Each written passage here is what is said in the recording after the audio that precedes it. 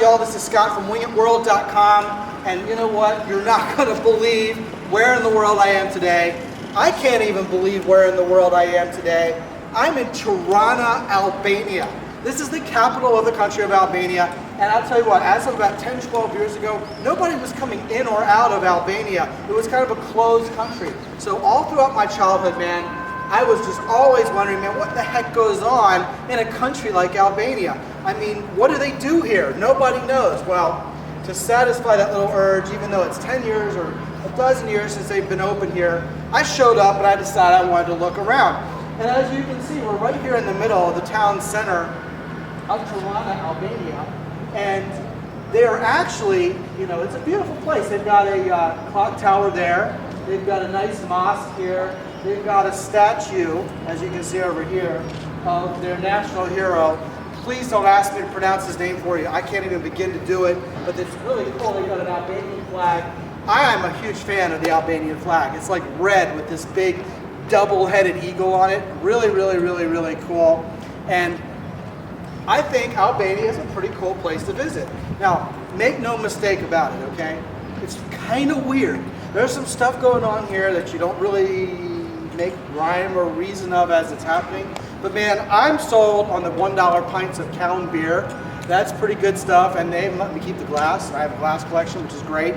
Albania is a fun place to visit because probably none of your friends have been here. I know exactly one person who's been here, and he came here on adventure travel. It's very cheap to stay here. It's very cheap to eat and drink here. And an interesting visit because it's so different and unique. You don't really know whether it's Soviet or European, has some Turkish influence, but whatever, you're bound to really enjoy your time here in Tirane.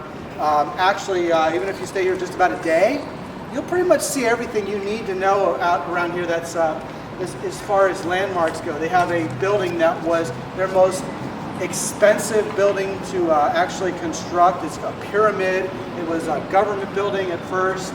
Then it became a club called the Mummy of all things.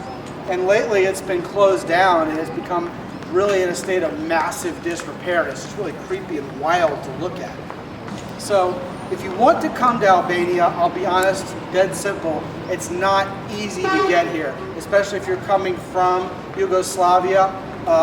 We had a driver drive us for about 160 euros. It was a very interesting trip, but of course not inexpensive exactly. But if you're coming from, say, Athens, Greece, you can get your own Olympic Airways.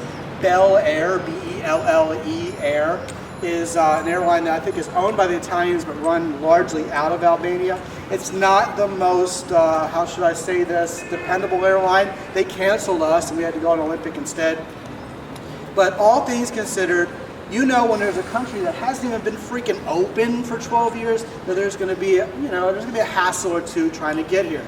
That's part of what makes adventure travel fun. That's a big reason why most of your friends have never been here. Albania, wow, we just can't believe we're here. It's just a crazy place to come visit.